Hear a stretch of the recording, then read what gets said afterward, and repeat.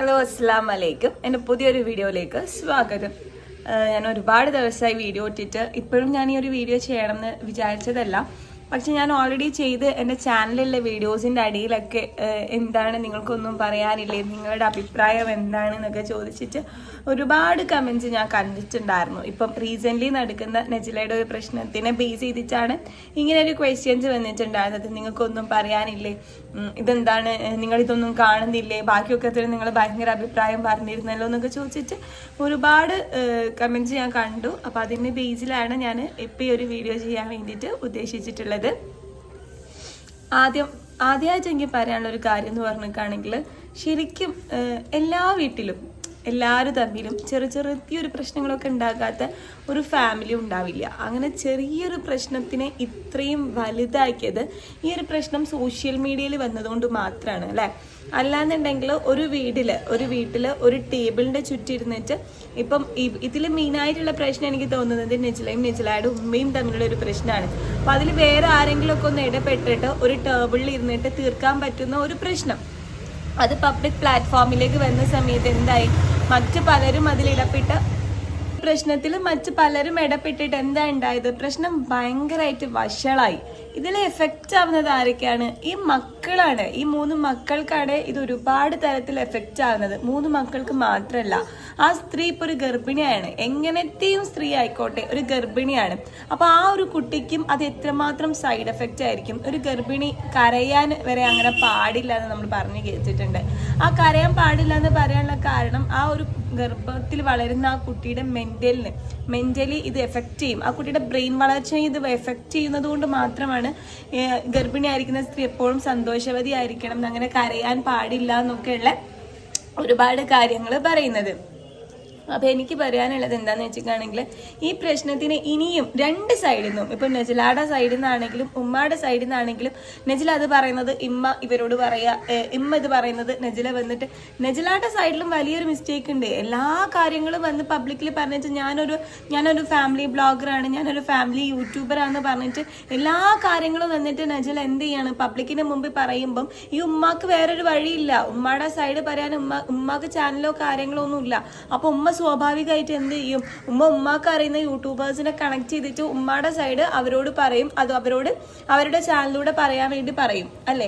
ഇപ്പം ഞാനാണെങ്കിലും എനിക്കെതിരെ ഒരു യൂട്യൂബർ നിരന്തരം വീഡിയോ ചെയ്യാണ്, എന്നെ പറ്റി ഇങ്ങനെ പറയുകയാണെന്നുണ്ടെങ്കിൽ ഞാൻ ചെയ്യുന്ന ഒരു കാര്യം എന്തായിരിക്കും, എനിക്കറിയുന്ന ഏതെങ്കിലും യൂട്യൂബേഴ്സിനെ കണക്ട് ചെയ്തിട്ട് എൻ്റെ സൈഡ് ഞാൻ എന്ത് ചെയ്യും, ക്ലിയർ ചെയ്യാൻ വേണ്ടി നോക്കും.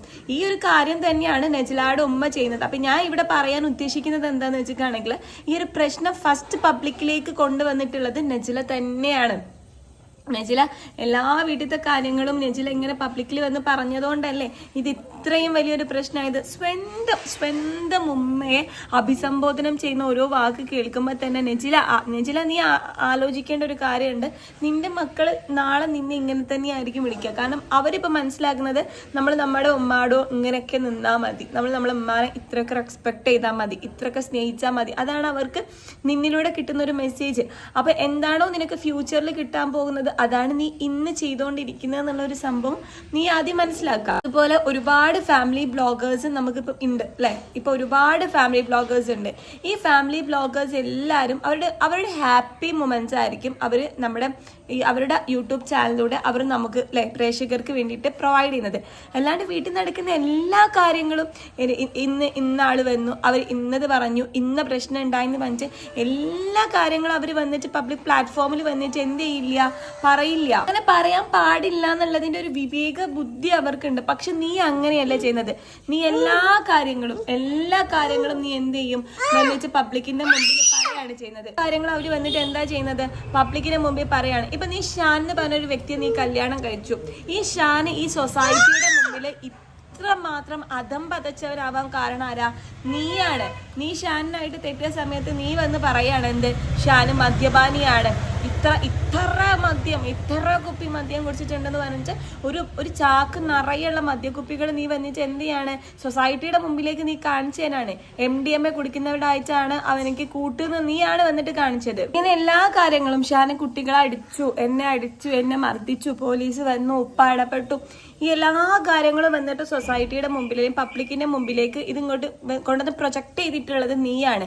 നാളെ നീ നന്നാകുന്ന സമയത്ത് നീ ഷാൻ അങ്ങനെയല്ല, ഷാനിക്ക് അങ്ങനെയല്ല, ഷാനിക്ക് ഇങ്ങനെയല്ല എന്നൊക്കെ നീ എന്തൊക്കെ പറഞ്ഞാലും നീ വിത്ത് പ്രൂഫ് നീ അതിന്റെ തൊട്ട് മുമ്പത്തെ ദിവസം കാണിച്ചത് എല്ലാവരുടെ മനസ്സിലുണ്ടാവും. എല്ലാവരും എന്ത് ചെയ്യും, ആ ഒരു കണ്ണിലൂടെ പിന്നെ അവരെ കാണത്തേ ഉള്ളൂ അല്ലേ?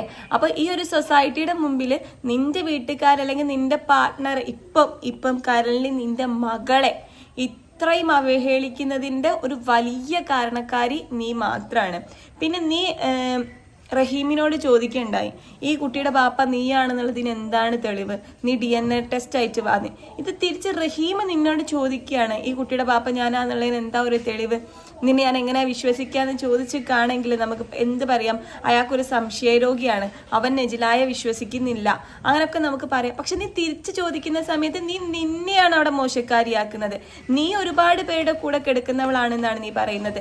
സ്വന്തം ഭർത്താവ് ഉണ്ടായിരിക്കെ നീ മറ്റൊരുത്തരെ തേടിപ്പോയവളാണെന്നാണ് നീ നിന്നെ പറ്റി അവിടെ പറയാതെ പറയുന്നത്.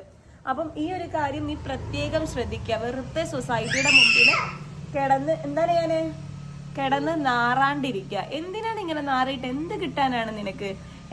ഇനിയെങ്കിലും നമ്മുടെ വീട്ടിൽ നടക്കുന്ന, നീ ഫാമിലി വ്ളോഗർ അല്ലേ, വീട്ടിൽ നടക്കുന്ന ഹാപ്പി മൊമെന്റ്സ്, മക്കളെ കൂടെയുള്ള നല്ല നല്ല മൊമെന്റ്, പുറത്തു പോകുന്ന മൊമെന്റ്, ഫുഡ് കഴിക്കുന്ന മൊമെന്റ്, നിന്റെ ജീവിതത്തിൽ നടക്കുന്ന ഏറ്റവും സന്തോഷകരമായ കാര്യങ്ങൾ നീ എന്ത് ചെയ്യുക, ഈ ഒരു സൊസൈറ്റിയുടെ മുമ്പിൽ നീ കാണിച്ചു കൊടുക്കുക.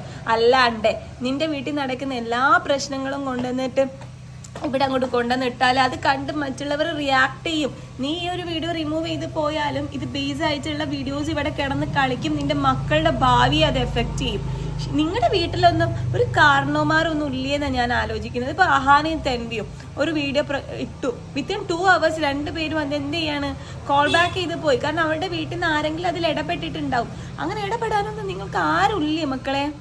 അതിനൊരാൾ ഇടപെട്ടിട്ട് ഒരു വീട്ടിൻ്റെ ഒരു മേശയുടെ ചുറ്റും ഇരുന്നിട്ട് തീർക്കാവുന്ന ഒരു സിമ്പിളായിട്ടുള്ള ഒരു പ്രശ്നത്തിനെ എന്തിനാണ് ഇങ്ങനെ ഇത്രമാത്രം കോംപ്ലിക്കേറ്റഡ് ആയിട്ടുള്ള ഒരു പ്രശ്നമാക്കി നിങ്ങൾ മാറ്റുന്നത്?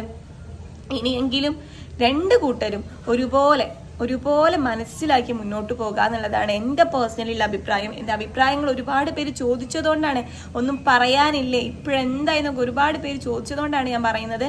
നിങ്ങൾ തമ്മിൽ തല്ലി ചത്തോ പ്രശ്നമില്ല, പക്ഷെ ആ കുട്ടിയെ ഇതിലേക്ക് ഡ്രാഗ് ചെയ്തിടാണ്ടിരിക്കുക. ആരെങ്കിലും നല്ലൊരു വ്യക്തി ഇതിൽ ഇടപെട്ടിട്ട് എല്ലാവരും കൂടി ഇരുന്ന് സംസാരിക്കുക. അല്ലാണ്ട് അത് പബ്ലിക്കിന്റെ മുമ്പിൽ വന്നിട്ടല്ല, ഒരു വീട്ടിൽ ഏതെങ്കിലും ഒരു റൂമിൽ ഒരു ടേബിളിൽ ഇരുന്ന് സംസാരിക്കുക. എന്നിട്ട് ഈ പ്രശ്നത്തിന് ഒരു പരിഹാരം നിങ്ങൾ കാണാം. ഇന്നത്തെ വീഡിയോയിൽ ഇത്ര മാത്രമേ ഉള്ളൂ. എൻ്റെ വീഡിയോ ഇതുവരെ കാണാതെയാണ് നിങ്ങൾ ആദ്യമായിട്ടാണ് ഇത് കാണുന്നതെന്നുണ്ടെങ്കിൽ എൻ്റെ ചാനൽ ഒന്ന് സബ്സ്ക്രൈബ് ചെയ്യുക, വീഡിയോ ലൈക്ക് ചെയ്യുക, ഷെയർ ചെയ്യുക, കമൻറ്റ് ചെയ്യുക. Bye bye.